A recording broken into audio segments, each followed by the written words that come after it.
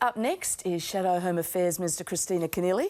But first, here's Peter Dutton explaining the federal government's reluctance to help bring home those women and children who are stuck in that Al-Hur refugee camp in northern Syria.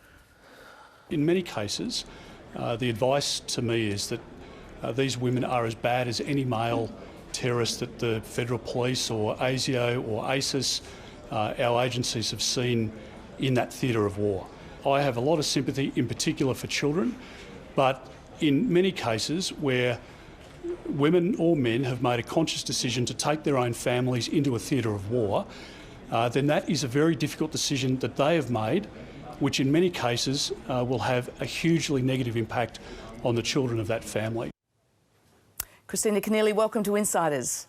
Thank you, Fran, and good morning to your viewers. Well, you heard Peter Dutton there making it clear Australia won't necessarily bring home the women and children, or all of them anyway, stuck in that camp in Lebanon.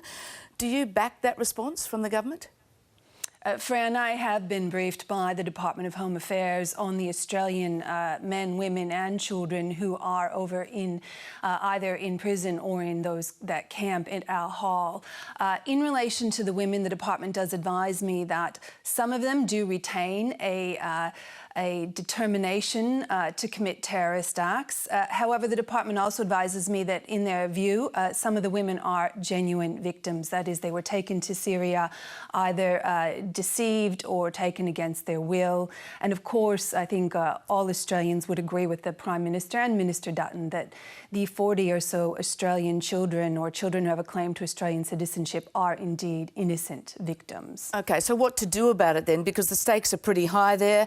The Minister said during the week that some of these women could pose a mass casualty threat, so that certainly lifts the stakes. In your view, could our government bring home these people, even the ones that are, highly suspicious of still being a great threat, and with the laws we have in place to manage this, and still keep Australia safe?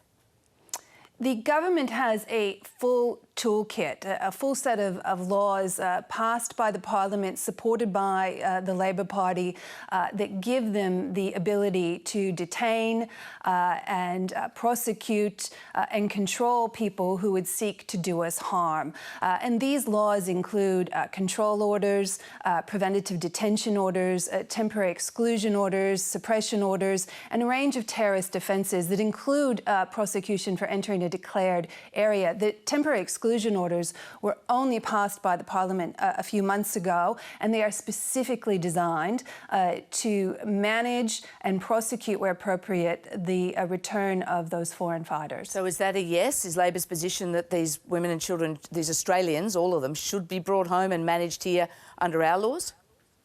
Well, the United States, in fact, has been calling on its Western allies to bring their people back. And indeed, the Independent National Security Legislation Monitor recently observed that leaving foreign fighters in Syria is similar to when foreign fighters were left in Afghanistan in the 1970s. Those people went on to form Al-Qaeda.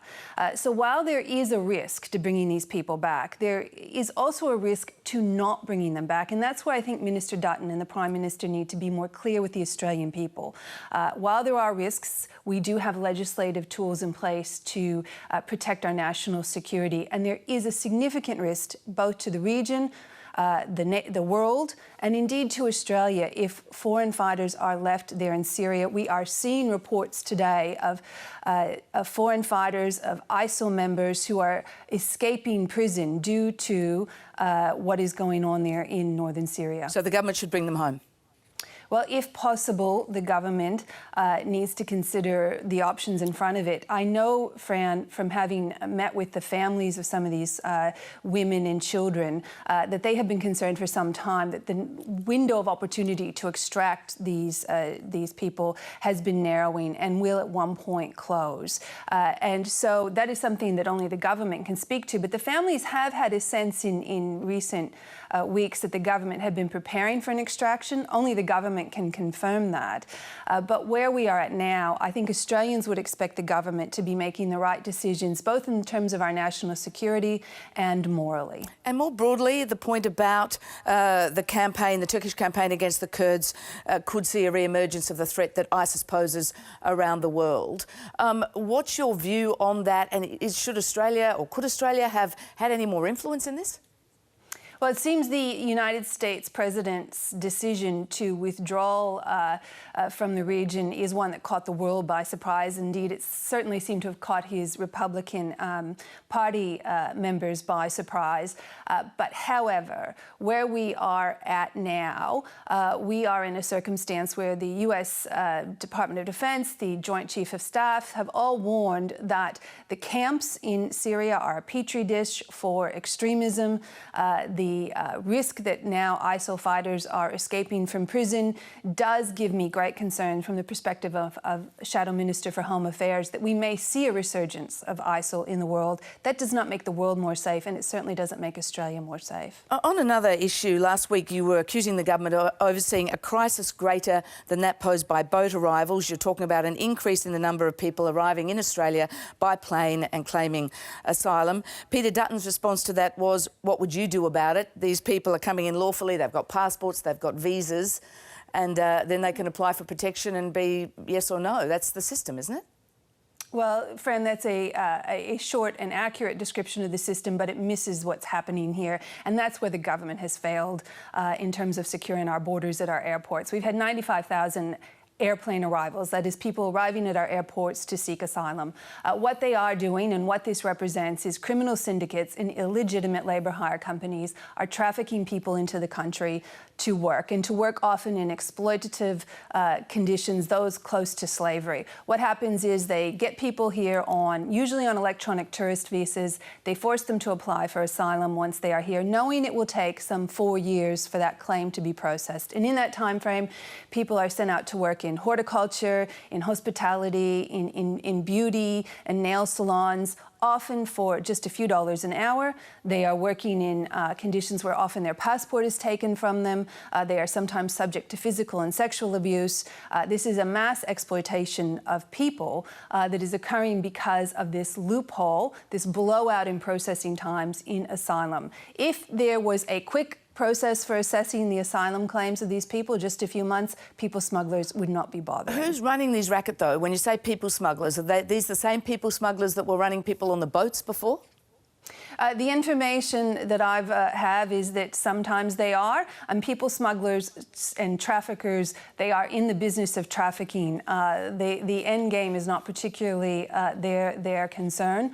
But what we do know, and this comes from Assistant Minister Jason Wood in a report last year by the Joint Committee on Migration in the Parliament, is that these are criminal syndicates and illegitimate labour hire companies running this scam. What can the government do about it, though, in terms of how can it recognise that someone coming in is going to be a part of this? As you say, they're not going to actually, their claim for protection won't ultimately stand up, and they may be part of some kind of trafficking.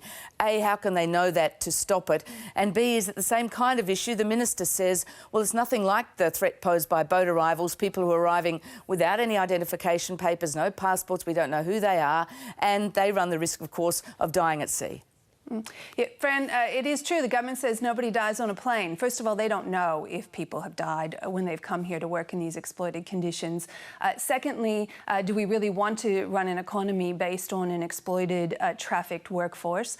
Thirdly, when people are trafficked here for jobs, they're taking jobs that are not available to Australians, and their extremely low wages are depressing the wages available across the economy. What can be done about it? Well, this is not a new problem.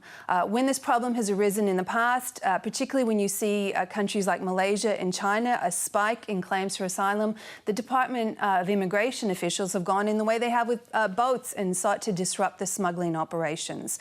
Secondly, if there was an efficient processing time for asylum claims. What we have seen under the Department of Home Affairs is a blowout in almost every category of processing. Citizenship, visas, asylum claims. Quite frankly, it is the blowout that is creating the opportunity for these smuggling operations. But is the blowout because more people are coming, or is the blowout, I mean, what do you blame the blowout on?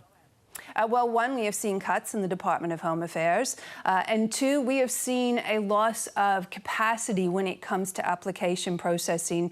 The focus in the department, since it has been amalgamated with Border Force and all of our security agencies, has been more heavily on security and less heavily on application processing. We currently have a waiting list of 210,000 Australians, or sorry, they're not Australians, they're permanent residents who want to pledge allegiance to Australian citizenship, and the blowout now is over 410 days in their time frame it's taking.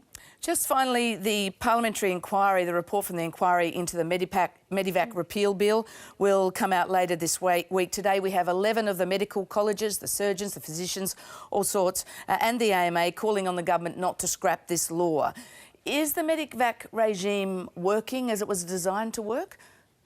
Fran, when we're sick, we seek doctors' advice. And what we have here today are 11 of the most significant medical colleges in the country, doctors of every type across Australia, saying that their prescription is Medevac works.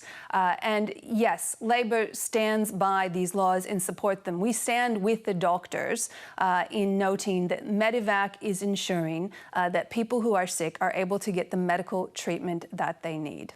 Kristina, Keneally, thanks for joining us on Insiders. Thank you.